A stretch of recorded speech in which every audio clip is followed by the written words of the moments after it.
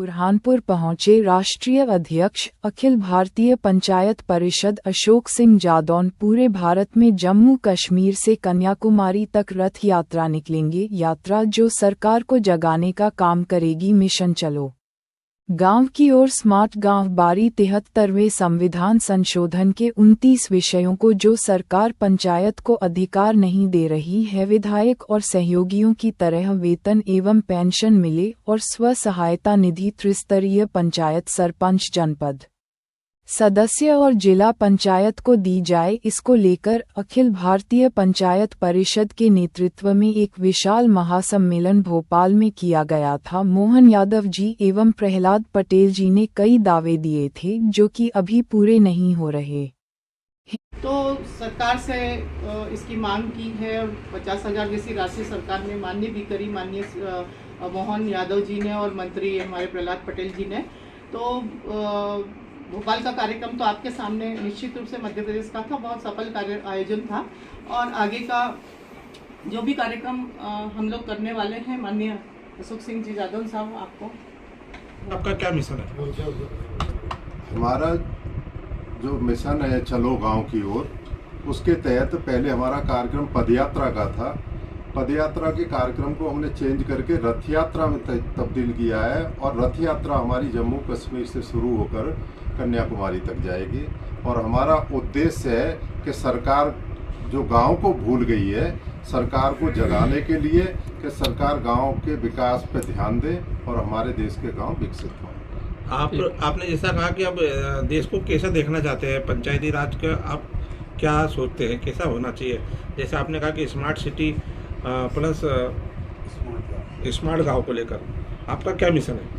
हमारा मिशन है कि आप लोगों ने सरकार की बहुत सी योजनाएं देखी होंगी जो कागज पे बनती तो हैं लेकिन धरातल पे नहीं आती। एक आयुष्मान भारत के अंदर आयुष्मान कार्ड योजना सरकार ने चलाई है गरीबों के इलाज के लिए। उस योजना का 80% से ज़्यादा लाभ उन प्राइवेट अस्पतालों को हो रहा है। अगर इस योजना को सरकार न्याय पंचायती स्तर पर अच्छा हॉस्पिटल बना के अच्छे डॉक्टर बैठालती तो हमारे देश के युवाओं को रोजगार भी मिलता और गरीब को इलाज कराने के लिए शहर की तरफ नहीं जाना पड़ता। क्या उससे कम पैसे में, पैसा भी सरकार का कम खर्च होता, क्योंकि इलाज कराने वाले को ये पता नहीं है कि मुझे क्या बीमारी है, इसका खर्च कितना आएगा, और उसका 80% दुरुपयोग हो रहा है। तो इस तरह की योजनाओं को रोकना चाहिए सरकार को, और ये सरकार को अपने अंडर लेके हमारी सरकार से मांग है कि हमारे देश का गरीब एक पैमाने पे होना चाहिए।